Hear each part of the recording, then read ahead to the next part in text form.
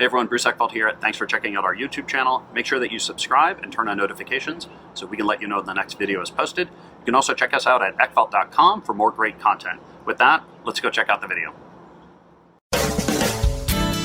You're listening to Scaling Up Services, where we speak with entrepreneurs, authors, business experts, and thought leaders to give you the knowledge and insights you need to scale your service-based business faster and easier.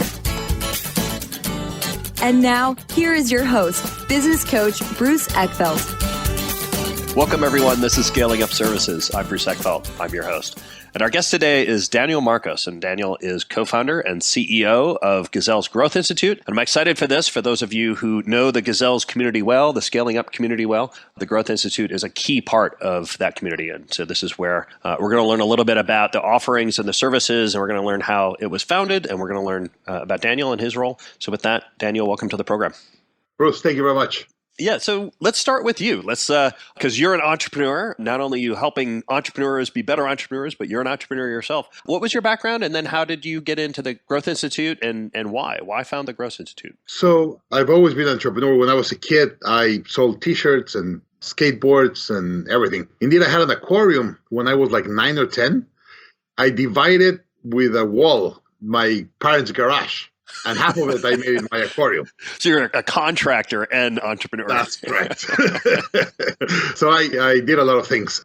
But I really built my first company 2 years out of college. I graduated from industrial engineering in Mexico, in Monterrey. Yeah. And my first job out of college was working in Hong Kong for the Mexican government in Hong Kong in the embassy. Uh-huh. And I was in charge of, I don't know if you remember, 1997 was the handover from England to China. I remember the fireworks.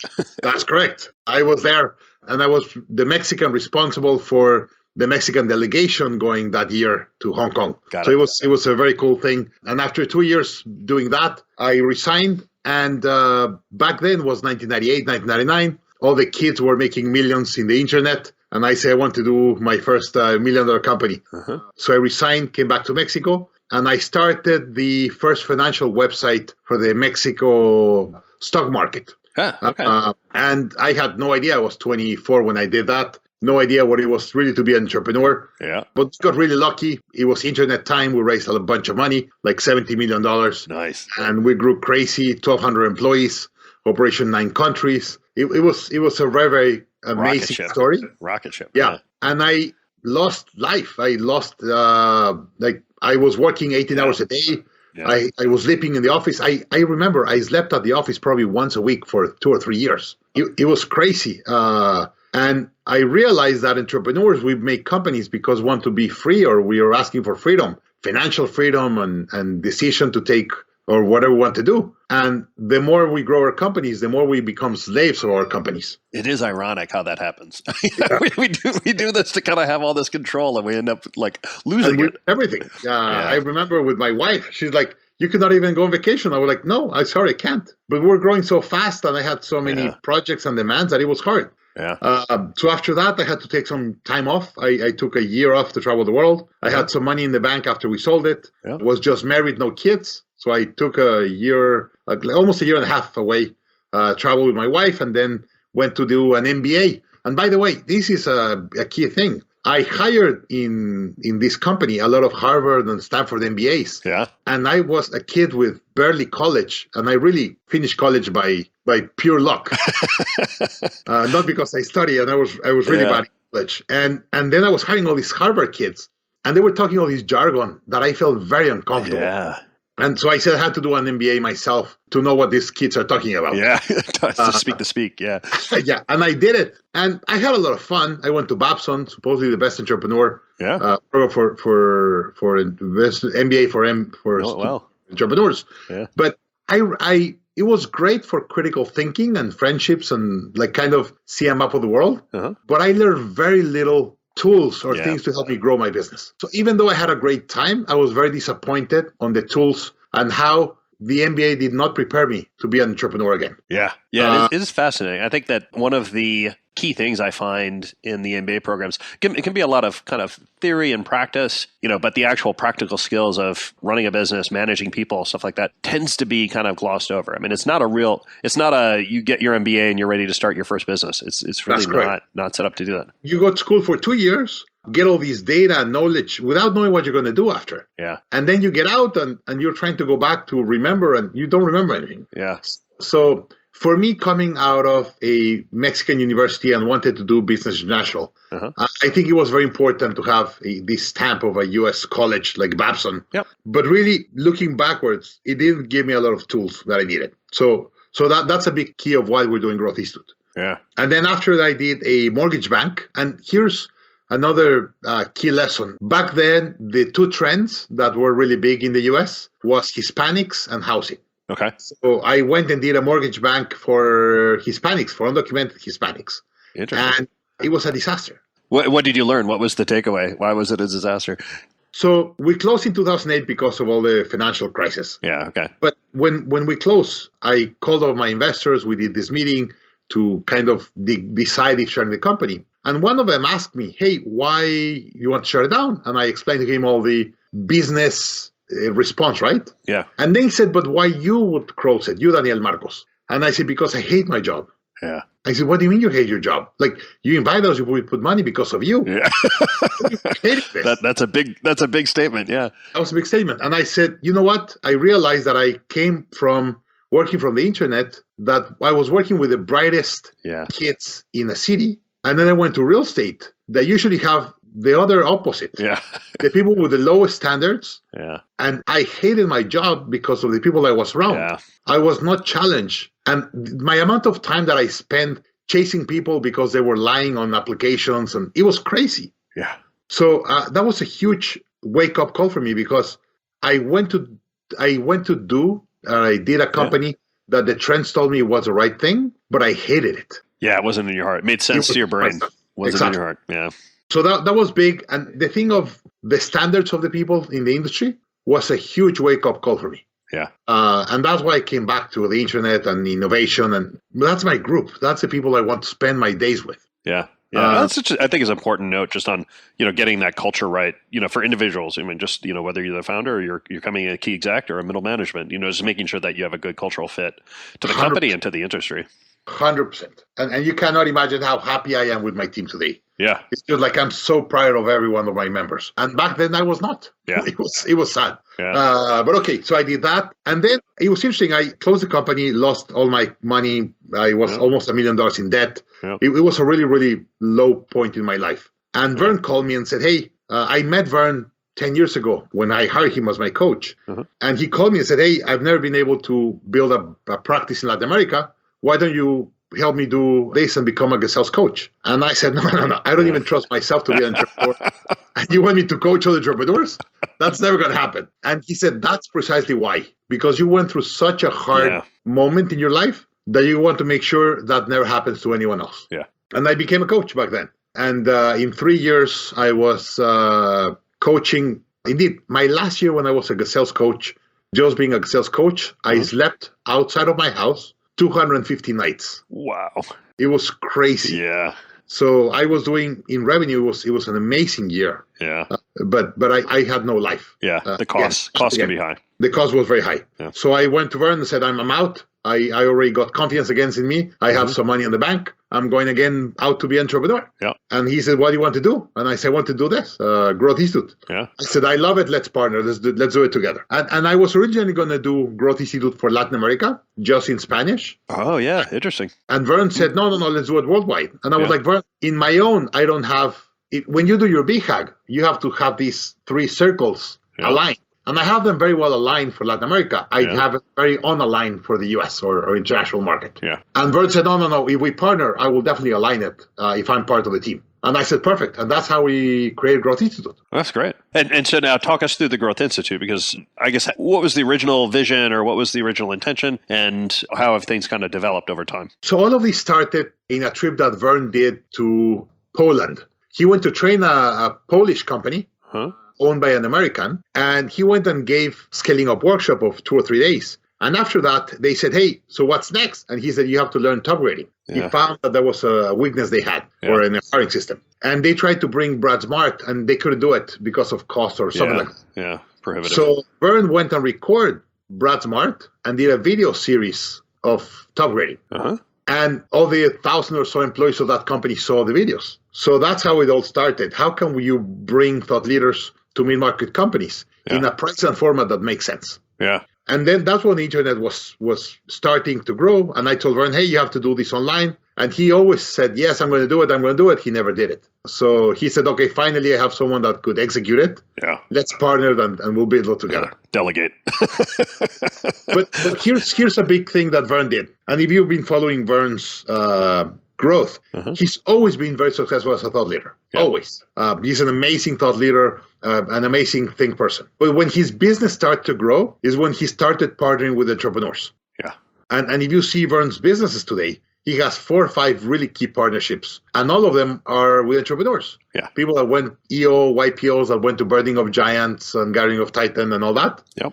And he co-owns the companies with us. Yeah. And we run the company. Yeah. We have our own P&L, our own decision model, and it really works. It works really well. Yeah, no, it makes sense, and I like that kind of leverage of almost grooming your own entrepreneurs through the programs that you have and stuff. Makes sense. That's correct. So let's talk about Growth Institute and kind of this online education, because there's lots of different kind of resources out there for folks, and formats and structure, and how have you positioned, or what's the positioning for the Growth Institute? Who's the core customer from your point of view, and how are you really differentiating yourself? So the first thing that we saw in the market is, if you go online, there's a lot of great training for startups or entrepreneur wannabes. Okay. There's a lot of great training for corporations, big companies. There's no one that focuses on the mid-markets. Yeah. So that was the first key. Let's say we need to do an education that is really structured, designed, and everything for mid-market companies. Yeah. That's the first. And then the second one was, usually mid-market companies are following all these thought leaders. You need a village of gurus to grow your company. Yep. But every guru has their own format, their own structure. Everyone's doing their own websites and courses in their own format. Yeah, like herding cats. That's correct. So it's really challenging for the entrepreneur that is trying to scale a company to have a structured learning process in their company for all their team members. And that was a big one. The other one that we saw is that in the mid-market companies, the entrepreneur spends a lot of money on them learning and growing, not necessarily on their team. And as an example, I went to learn from Vern the first time, and I was so excited when I learned the meetings and the dashboards and all that, came back. And it was very hard for me to take that same knowledge to my team, for them to be able to run with it. So we said, hey, after you go and see all these great thought leaders, we want to give you a tool that you could take to everyone in your team for them to help you implement the methodology. And that's kind of how we started the Growth Institute. Got it. So really, yes. No, so I like that idea that it was really helping the entrepreneur, because I think you're right. Entrepreneurs are generally pretty generous about their own learning. Like, they go out to conferences, they read books, they do workshops, but they get all this information and then they take it home, and it's poorly poorly recited back in the office, and oftentimes there's 1,000 questions that they can't answer because they hadn't thought about it at the time. So this really helps that CEO, that founder, take the content they've learned and give their team a resource, a credible firsthand access to that resource. That's correct. That's perfect. And that's been a reality. I'll give you an example. We have a company in New Zealand. They first started enrolling 2 or 3 people in our Scaling Up Masterclass. Yep. And then the next one, they say, hey, you want to send more? And they said 5 and 7. I think today we've trained over 40 or 50 employees in the same company in Scaling Up. Yeah. Every quarter they bring people. And I spoke with the owner a couple of times and said, hey, why you continue to do it? He said, every new team member that comes to the company, we run in such a culture and we have same learning level that part of the training, they have to go through Scaling Up with you guys. So it's been a great tool to grow all the team members in a methodology. Yeah. Indeed, we have today, we're negotiating with a company. They're getting 1,500 employees in Scaling Up. Wow. And they said, hey, it's impossible for us to take 1,500 people with Vern. Yeah. And they're in 4 or 5 different countries and offices, and it's hard. And now they're going to put everyone through scaling up with Vern, and they're going to be able to all be in the same level of knowledge. Yeah. So that's huge alignment. Yeah, I like that sort of baselining. It really gets everyone in the company kind of speaking the same language, the same, kind of frameworks, the same models. I mean, there's lots of different, good models out there. But if half your company is talking one language and the other half of the company is talking another one, that's going to be a problem. That's correct. And then there's one surprise that we did not envision when we built it. And this has been our burst learning. Uh-huh. So we teach classes, and the classes were, let's say, professor to student. Yeah. With all the masterminds we do and all that. Yeah. And we realized, and this is because we were learning from our students, they said, hey, yeah, we learn a lot from Vern, and yes, we learn a lot from the coaches. Yeah. But I learned more from other entrepreneurs implementing the methodology than us. And when we go through a coaching or a program that is just for us, we miss that. Yeah. So the one thing that our students are enjoying the most are the community we're building. We're building this amazing community of mid-market companies around the world that they're using the same language, implementing the same methodologies in their business, and they love to interact with each other. So now we have these masterminds as part of the classes, and I'll give you a number that you will be interested. Yeah. So the average course completed online, if you buy a course online, you pay for it. The average course that gets completed online is 15%. Oh, jeez. I knew it was going to be low, but that's pretty bad. Yeah, it's really low. If you go to see a MOOC, these massive online courses, the completion rate is 3%. Wow. As an average. Yeah. At Growth Institute, our master classes are 75% completion rate. And so why? Like why so much better? Because of the masterminds. So the mastermind. So that peer review, peer learning process is what drives. We have a lot of interaction of our executives or leaders of companies helping each other. And once they join a class, they become this cohort, this community of companies all over the world doing the same improvements. And they love it. And they just come together and help each other. And they become friends. Indeed, we finish a lot of masterminds of an implementation after 3 months. Yeah. And they say, okay, what's next? Yeah. I was like, well, the course finished. And they're like, no. Like, you have built this great community. Make something for us. Yeah. Make something. Like, keep us together. Yeah. And we before didn't have anything. Now we're putting all these programs together. Yeah. But people were saying, hey, you build this amazing community that I'm talking with someone in Spain and someone in Germany and someone in Australia. And he became my friend. And you're now sending us back. No way. Yeah. It's funny. I think I notice with my clients, I kind of go from company to company and work with these different teams. And then once a quarter, I do a dinner and I'll invite, various members from various companies together for a dinner. And those end up being the most fascinating conversations. And I often get the comments that, that's one of the most valuable part of the whole coaching experience is to actually interact with some people from other companies who are implementing the same kind of framework or, they're often different challenges, but they're facing similar kind of underlying issues. And even if it's completely different companies, you can have a fashion company and a medical practice and they start talking about some challenges and they realize they're having similar challenges and they actually get insight from each other. That's correct. So we're doing that online. And I have whenever we talk about this, we have some pictures of some of the classes. Yeah. And below each one's picture, we put the country that they're at. Yeah. And it's crazy. So today we've trained over 40,000 executives from 10,000 different companies. Yeah. In over 64 countries. That's impressive. It's crazy what's been happening with the community. Yeah. So I really, really enjoy it. Yeah. I'm very proud of what we're doing and the team. But the community, that's been our biggest surprise and the thing that we're happiest that has been happening around Growth Institute. Yeah. I'm curious about the content. Any insight you've had about developing the content and what content's been most kind of interesting or impactful for participants? Where have you found, the feedback around that? So we've learned a lot on classes. Today we have over 100 classes online. And of course, we know who's the bestseller and by what and all that. But so here's the learning. Whatever program, you need to go more than one employee in the class. So we have classes that is just for the CEO or just for the CFO. Okay. And it's okay. But the classes that you have to bring team members with you, they're amazingly better. And why do you think that is?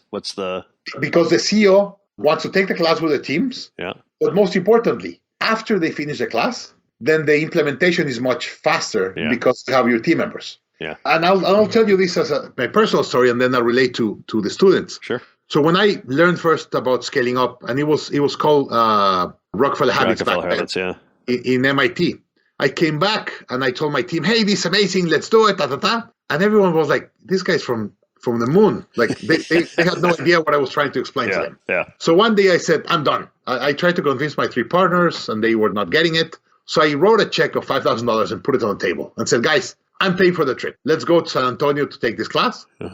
And if you guys like it, then the company pays for it. If you guys don't like it, I'll pay for it. And everyone said, free weekend in San Antonio, let's go. Daniel. We were there on the first night and they look at me and said, like, this is amazing. Why didn't told us? And I was like, guys, I've been begging for you to hear this. And the same thing happens. So today, as an example, we have one of the programs called MBD, Master Business Dynamics, and it's an 18-month program. And our most successful MBD is what we call MBD plus 1, where you bring your key employee to each of the classes. So you as the CEO, you take the full masters, but every class you bring a key employee. So your class of scaling up, you take it with your head of strategy or your head of operations. Your class with Jack Daly, as an example, in sales, you take it with the head of sales.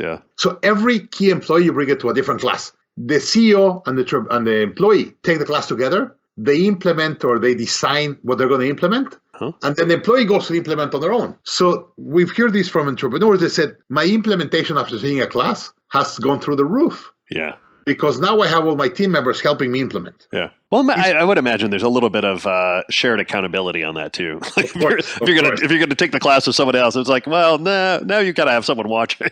That's great. I agree with you. There's several things more than that. Yeah. But on implementation, it's just gone through the roof. Yeah. Precisely because of that. Yeah, no, that makes sense. In terms of programs that you've developed, programs that you're considering, I mean, where do you see the future of the Institute? What kind of things are you looking at, innovating on? So the most successful program we have today is by far the MBD. It's a great program. But let me talk to you about something that we have found and really learned. There's really 4 stages of how companies grow. And I call them the startup, the grow up, the scale up, and then dominate your industry. Because people came and they were asking for all these programs. And when we got deep to understanding where they were trying to implement programs in a stage that the program was not built for them. So you found that the programs really end up being either tailored or most useful for certain stages of companies. Got it. That's correct.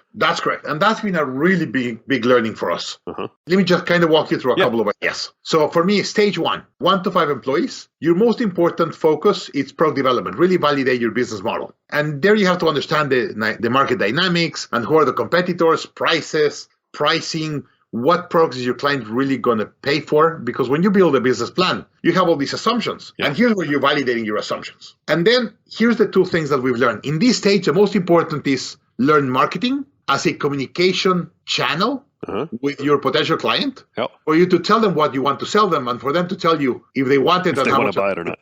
Right? And then going back to scaling up, the most important decision is strategy.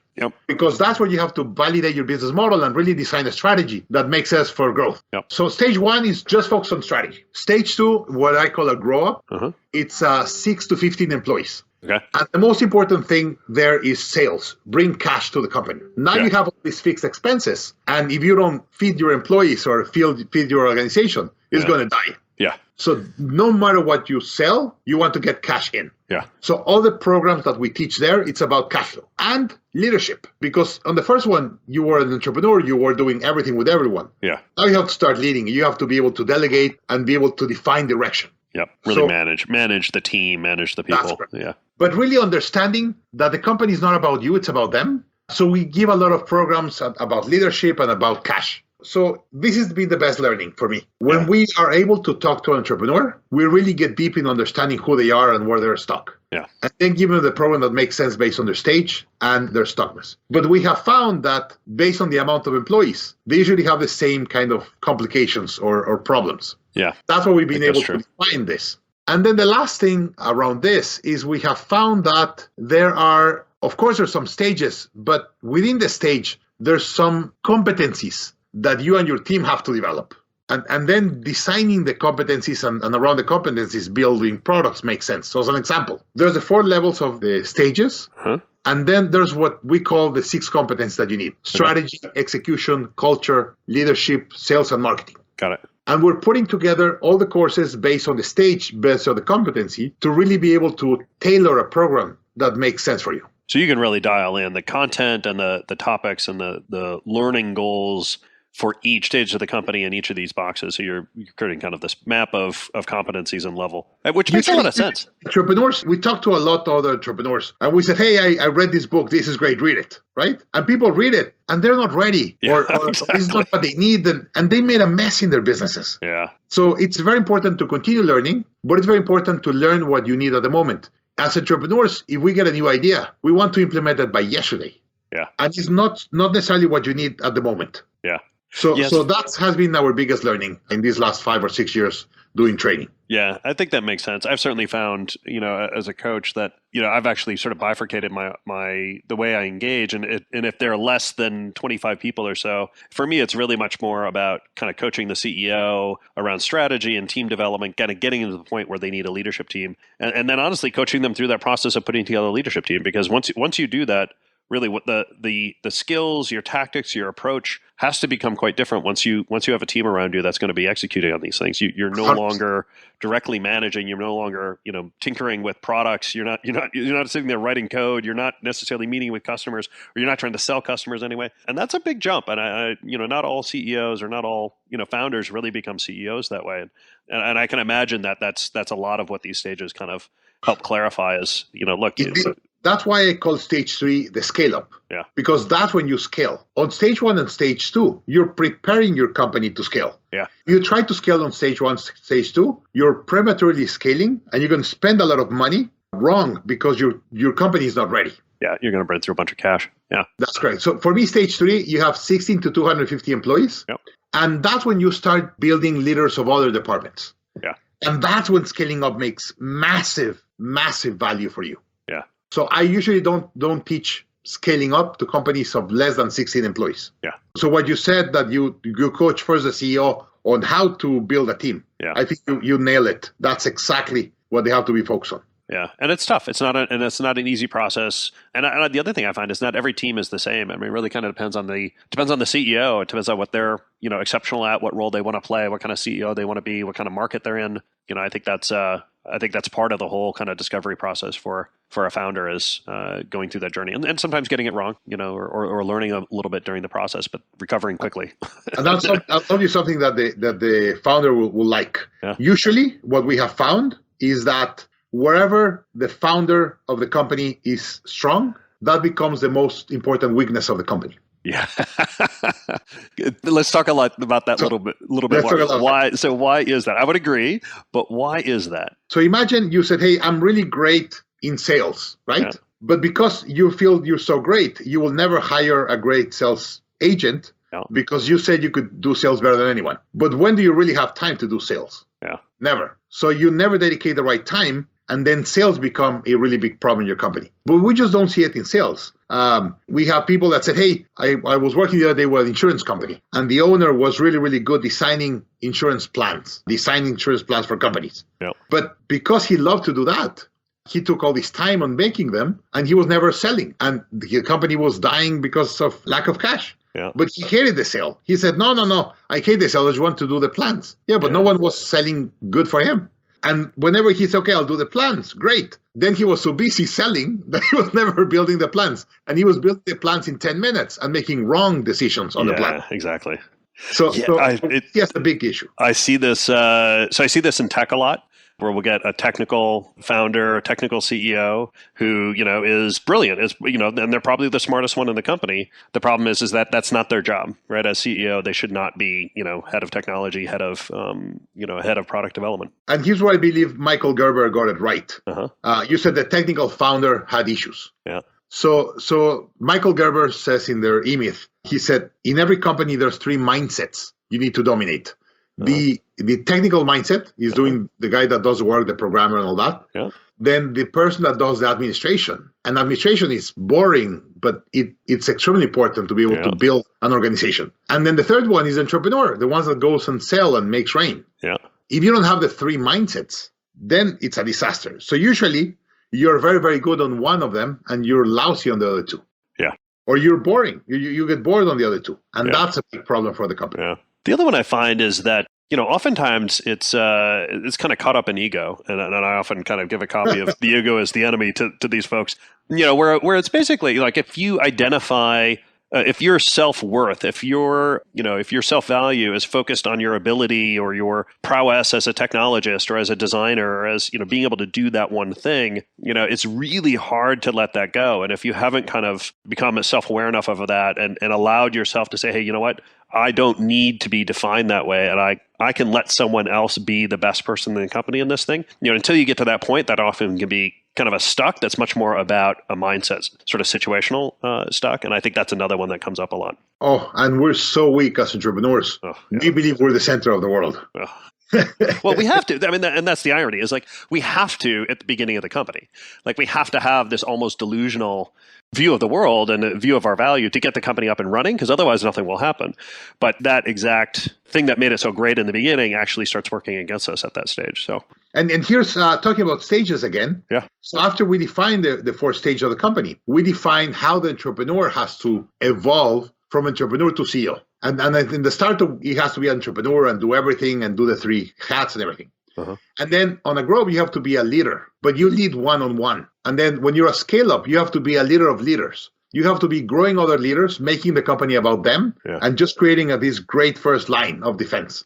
And then the next one, what we call the dominate your industry, that is stage 4. Uh-huh. Then you have to become a CEO. Yeah. And a CEO have to do 3 things. Be strategic innovator in the company, change catalyst, and chief of culture. It's nothing about running the operation. You become like a satellite around the organization, and the organization, the day-to-day runs without you. And here's been a great thing that we've been learning and helping our companies go through in Growth Institute. Really helping the CEO understand that the only way to grow their company 10x if they grow their team 10x. Yeah. And not in quantity, but in quality and mindset. Yeah. And when they see how they have to evolve from entrepreneur to leader of leaders to CEO, that's when they get it. And that's why they get the importance of training their team members. Yeah. And we see the companies that really get it, the entrepreneur goes to us like a second stage, and they put their team members, their first level, as the main drivers of the company. And they become a support, a coach of the company. And that's when the magic of the company starts. Yeah. It's all about mindset and ego. Yeah. So if I'm a founder, one of these, stage 1, stage 2, and I'm kind of working on the business, and I think I realize that investing in the continuous development, continuous education, continuous learning of my people, is a key part of my future success.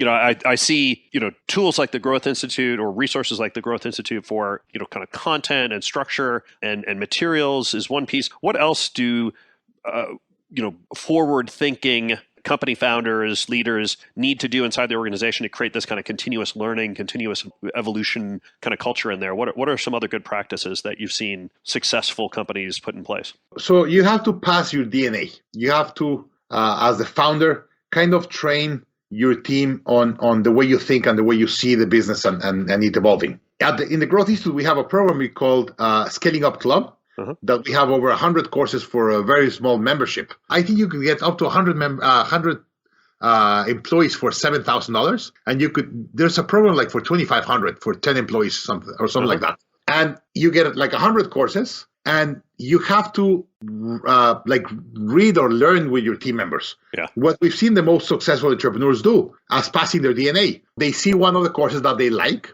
and then they said, okay, the course of the month is this one. Everyone go and see it. And they will have a meeting to discuss the course, what we learned, and how we're going to implement it. Yeah. And that way, they could have a much faster implementation of learning into their business.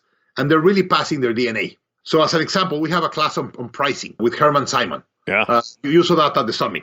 Amazing 1 hour on how to do pricing in your company. I've seen team members going through that one and then having a discussion of how they're going to price their products. Yeah. Then another one, 5 dysfunctions of a team with Patrick Lencioni. That's the most viewed class together with team members. Yeah. When they're having a lot of drama in the operation, they go together, they see 5 dysfunctions, and then they go through the program and say, hey, what are the questions you have to do right? What are the sessions that we have to go? And as an example, you start with the CEO being vulnerable. So in the course, it recommends what kind of answers or questions you have to discuss with your team, starting with you, the founder. And if you begin being humble and open and vulnerable to your team, then the team will be with you. But once everyone has seen the class together, now we have set the stage of how we have to do it and how we're going to do it. Yeah. So you have to pass your DNA to your team. Yeah. That's the only way you're going to grow your company. Yeah, and it's that through that learning process and through that discussion process is where that happens. It's not just spending time together, sitting next to each other, or working on business stuff. Like, you have to take a step back and actually go through the learning process. I think that's really important. You have to invest time in passing your DNA. Yeah. Yeah. And if you don't put the time, the team will never going to build as a team. As an example, I have every week, I have what I call a leadership meeting, and it's a 1 hour with my leaders, the leaders that I'm developing in the company, and I never bring a subject. I was coming and say, okay, tell me subjects. What are you worried? What are you not liking? Top of mind. What's working great? And they bring subjects and said, hey, I have all these things that we have to discuss with you. Perfect. Yeah. And they just get me cold blank with questions and ideas, and we discuss them as a team. Yeah. And now they're learning how I think. Now they're learning how I see things. And now they're beginning to do things. And sometimes they ask a question or we put a problem. And I said, hey, you know what? That's a subject we need to get deep. Let's all read this book, or let's all go and see this video or this class with Growth Institute. And then let's come back the next call to discuss it. Yeah, I like that because it's a very I'm a big lean agile guy, so it's a nice pull kind of model, right? You let the people pull from you what they want to learn, what knowledge they need, what insight they want to develop. So I think that makes a lot of sense. And they like that I come open and they could ask me anything. Nice vulnerable kind of. You're willing to put yourself out there. That's correct, and they really enjoy that. Yeah, I've heard really good things from my team on that, because say, Daniel, that's when we get you completely unscripted, completely unprepared, and we really get what you're thinking. And sometimes I've said, guys, I have no idea. Yeah, let me do some research. I'll come back next week. Yeah, no, that's good. And then we do it. Good. All right, we're going to hit time here. Daniel, if people want to get more information about the Growth Institute or about the 4 stages of company growth, what's the best way to get that information? So, Bruce, we prepared a PDF to give for free to anyone that just heard the podcast. We're going to do it at growthinstitute.com/scaling up services. And you're going to be able to download a PDF that we're going to teach the stages in 3 different views. One is how the company grows in stages, and then how you as an entrepreneur has to evolve or evolution from entrepreneur to CEO. Yeah. And then what we call the 4 levels of management, and how your team members see themselves on not the stages, because on stage 4, you have employees on the 4 levels, but how they see themselves as employees in your company, and how they have to train each one on the right things for them to be able to grow. Perfect. All right, I'll make sure that those are in the show notes and on the webpage so that people can click through and get that. Daniel, this has been great. Thank you so much for taking the time. Thank you. Awesome. Thank you very much for the invite. Really enjoyed it. You've been listening to Scaling Up Services with business coach Bruce Eckfeldt. To find a full list of podcast episodes, download the tools and worksheets, and access other great content, visit the website at scalingupservices.com. And don't forget to sign up for the free newsletter at scalingupservices.com/newsletter.